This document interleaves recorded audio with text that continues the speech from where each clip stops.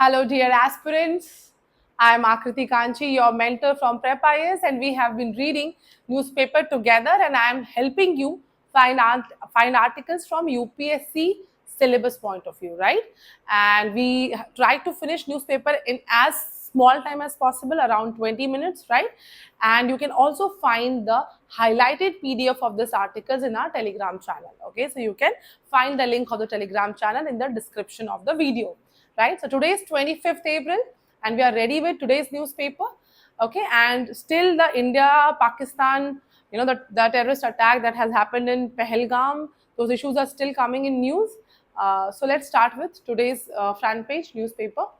So yesterday, India took 5 steps, 5 pronged response to this Pahalgam attack.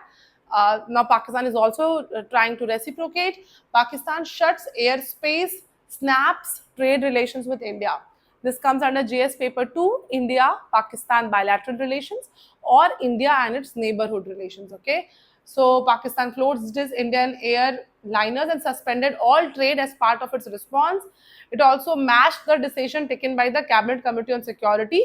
Like in Atari border, we closed. They closed the Wagah border. Okay, declaring Indian defense, naval, and air advisors persona non grata. We heard what is the meaning of persona non grata, that these people are unwelcome here now. This is the word which is more diplomatically used. Okay.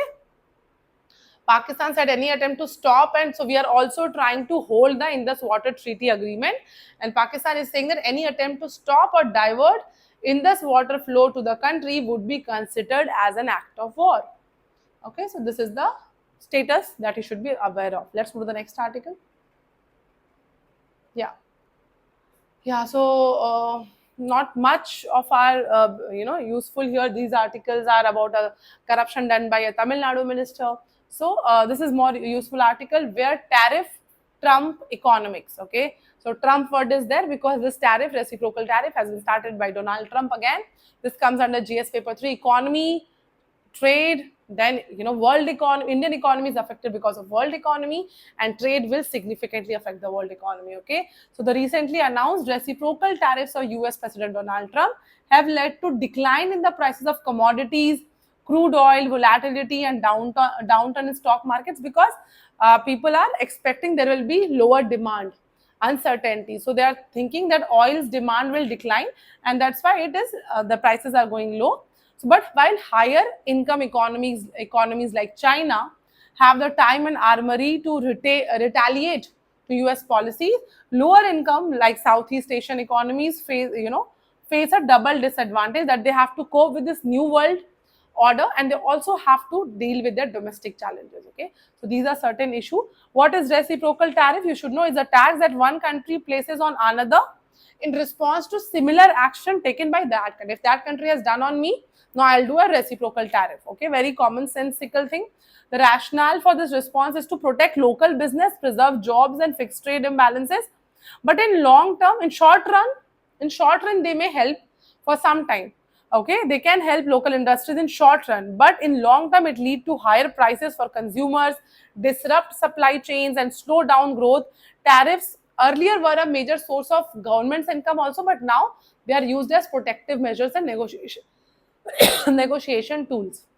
Okay, so major aspects of this tariff issue is the first, most high, the region which is the hit the hardest is the South Asia and Southeast Asia. Okay, so Vietnam and Cambodia is the worst hit countries because export to the US contributes around 30% of Vietnam's GDP and 25% of Cambodia. Okay, so they have the highest tariffs. Okay, Thailand, Indonesia, Malaysia, and Philippines and Singapore have also been hit. But the greatest threat is for Cambodia's garment industry. Okay, the lower paid laborers, they will face the loss of jobs. Second aspect of this tariff is that the calculation of tariff done by US is not correct. The formula underpinning reciprocal tariff in the country's trade deficit with the US is by dividing by its export and then divided by 2, right? But formula should be generally different, should be based on an elasticity rate lower than it should be in practice. Okay, so one size fit all formula done by US is not correct here. Okay, so it is only considering the trade deficit, but sometimes trade deficit can be genuine. It can come from the expertise in the industries of that country. It's not always because of the trade barriers of that country. Okay, that they are not seeing. Sometimes a country can be open, very fair in its market policies, and still have a good trade deficit with other country, right? So this will also have some blow for India's merchandise exports. Okay, India can see a dip of $7.76 billion in export dip in exports to US. So what should India do? Fourth strategy has been suggested. First, India has to secure a balanced trade deal with US with continuous negotiation, which is going on since Vice President JD Vance came to our country. Second, it needs to fast track trade agreements with European Union, UK, and Canada. Okay, we need to find other markets. Third, we need to deepen ties with Russia, Japan, South Korea, and ASEAN and UAE nations. And fourth, we need to handle ties with China and definites and strategic intent. Okay, so a set of coherent reforms, rationalized tariffs, simpler GST, easier trade process, and fair implementation of quality standards and controls can be helpful in India's trade policies. Let's move to the next article. So WTO is a thing is okay, which is not functioning, is an important international institution which is not working really well. So is the WTO still relevant? This comes under GS paper 2, important international institution and its functioning. Okay, so after United States President Donald Trump reciprocal tariff have come, it is compared to Smoot-Hawley tariffs of 1930s, which led to the Great Depression. If you have read world history and even in modern Indian history, that led to the Great Depression, which affected the entire world. Okay, but the difference of the Great Depression of 1929 and today world is that today we have WTO to oversee. It was made, this international organization was made to oversee and enforce global trade rules. Okay, but it has lost its compass and is in need of massive reforms. The WTO was expected to perform three functions: the negotiating function, the dispute settlement function, and the trade monitoring function. And it is not able to perform any of them properly as per the writers here, right? Very few agreements they have been able to find, consensus in those agreements. Like Doha round of talks in 2001 led till six negotiating years and took, but it still was not finalized. The fishery agreement was the only concluded one which was concluded. The appellate body or the dispute settlement mechanism has also been rendered dysfunctional. Okay, US had took his hands back, and that's why that became non-functional. And the bedrock of the multilateral trading system is Article 1 MFN. What is MFN? Most favored nation principle. So what is most favored nation principle? All UPSC aspirants should know. It is about, though it sounds most favored nation, but it actually means you will treat all the countries equally. Okay, all the countries equally. That is the basic principle. So that FTA, these days that we are talking, free trade agreement, is exception to Article 1 and has to be agreed or or blessed by WTO, right? And MFN goes back to 1947 with the creation of GATT. So even before WTO was formed, its previous name was GATT. MFN was formed then. Okay, but right now, World Trade Organization is not able to take care of US policies or even China's policies, even when China became the member of WTO. Okay, let's move to the next article.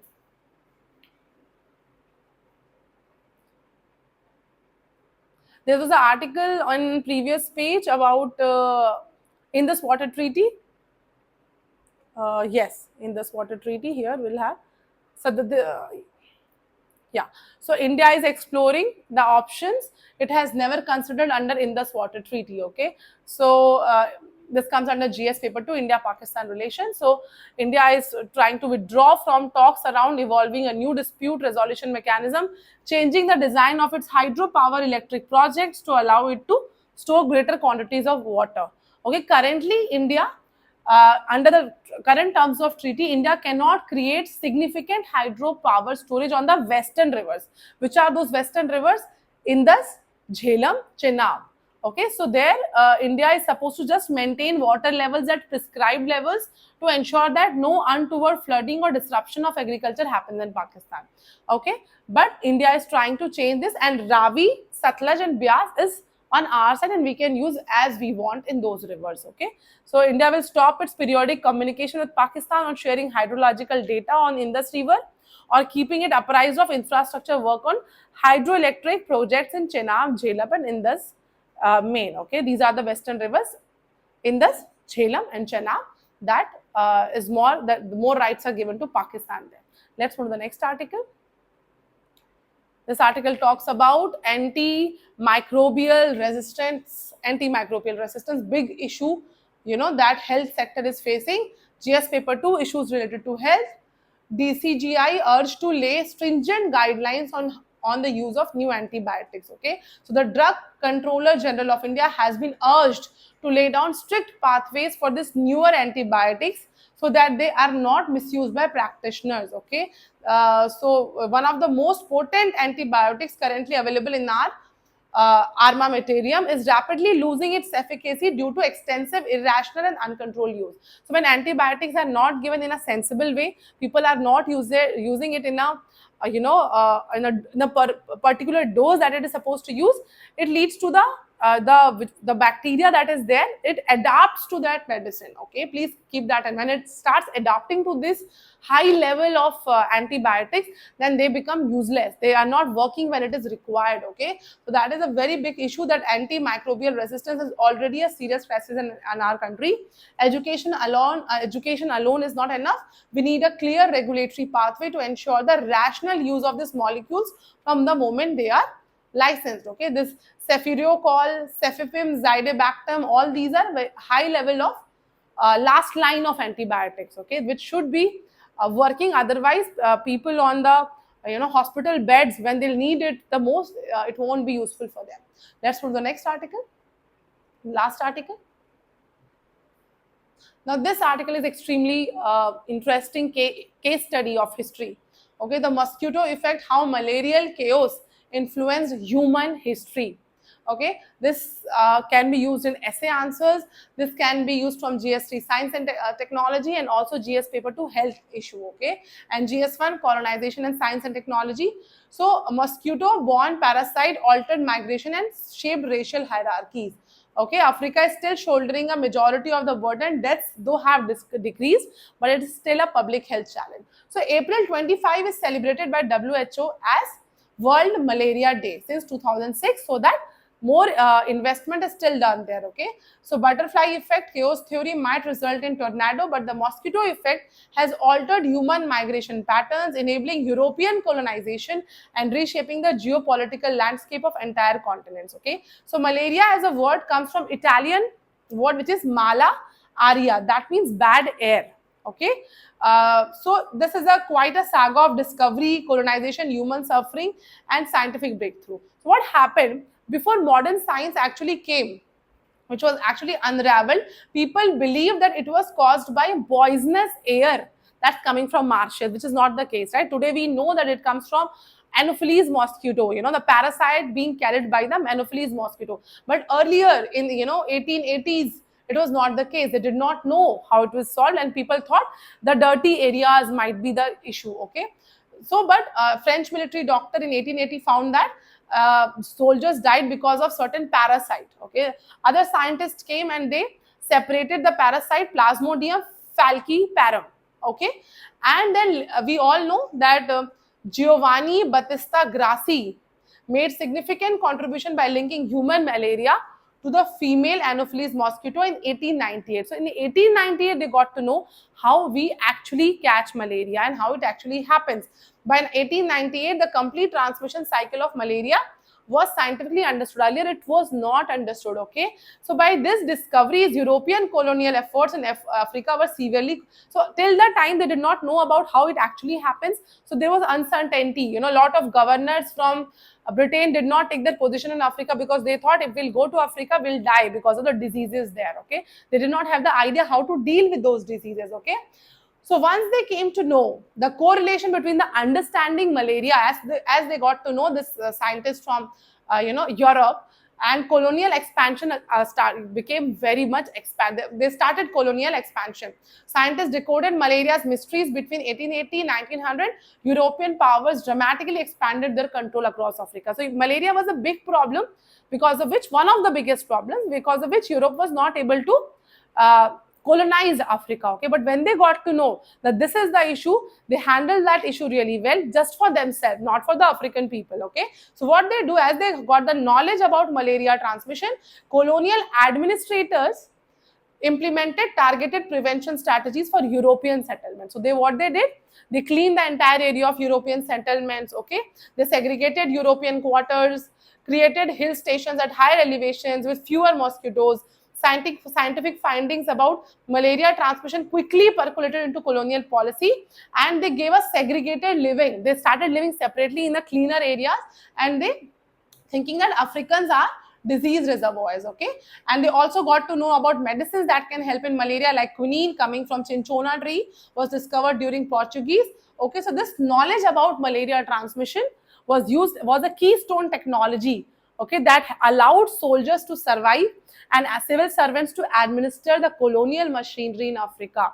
Okay, so in the transatlantic slave, also African slave which had higher immunity to this malarian thing, they were sold in a higher price than European laborers. Okay, so this is a great example, not a great, in fact a bad example, where the history of the discovery of malaria transmission is a powerful reminder that scientific breakthrough can have complex and contradictory impact. That means when science advances, if it is not used well, it will not lead to betterment of society. European people just used it for themselves, and it proved fatal for Africa. Okay, the discoveries that eventually saved millions of lives later on also enabled colonial exploitation of Africa. Okay, that's the issue with science and technology. If it is not used well, it can be very brutal. Let's move to the next article. This issue we all are facing, as you all might be watching this video on your phones, your neck might be like this, which is called text neck. So make sure that when you are using phone, it is your neck and head is on 90 degree. Okay, so text neck, mobile phones are reshaping our spines. This comes under GS paper 2, issues related to health.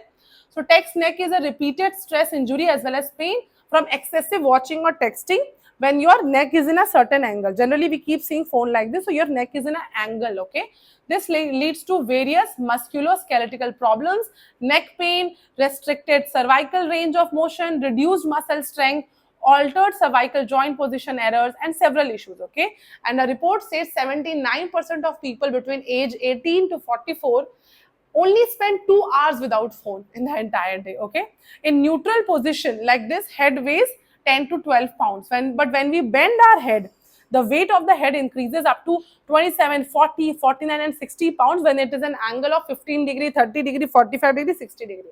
Okay, so we need to keep that in mind, and that's why because then a lot of times when the issue becomes so bad, the surgeries are also required. Okay, a personalized approach along with community awareness are both factors that can play a vital role in rationalization of text neck syndrome. It's easier to prevent that text neck than to treat it. Active lifestyle, holding displays at eye level, and encouraging proper posture can all have a big impact. Okay, that's it for 25th April. Thank you.